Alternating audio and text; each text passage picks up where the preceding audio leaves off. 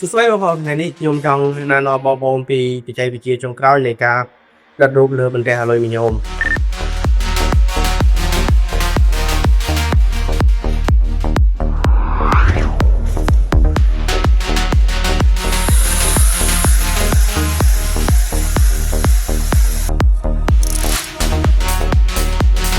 ពេលនេះខ្ញុំនឹងបង្ហាញនេះជាបន្ទះដៃអាលុយមីញ៉ូម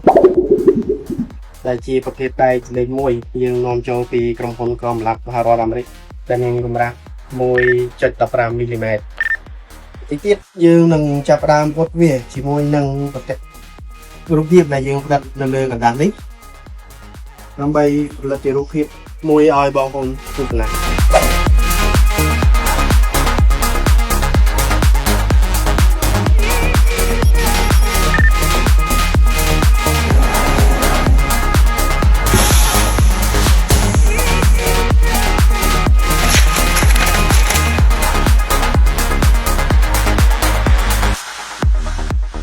បាទសួស្តីបងប្អូននេះ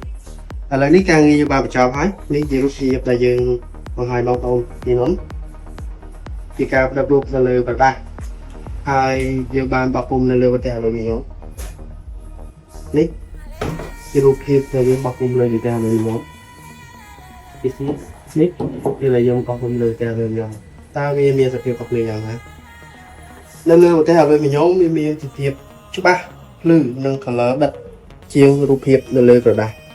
ឬមួយក៏នៅលើក្រដាសហើយគុណភាពសម្រាប់ថែទាំទឹកថ្នាំវាមានអាយុកាលលើសពី50ឆ្នាំបើសិនជាបងប្អូនដាក់តាំងនៅក្នុងផ្ទះនឹងតាមបន្ទប់ទទួលភ្ញៀវ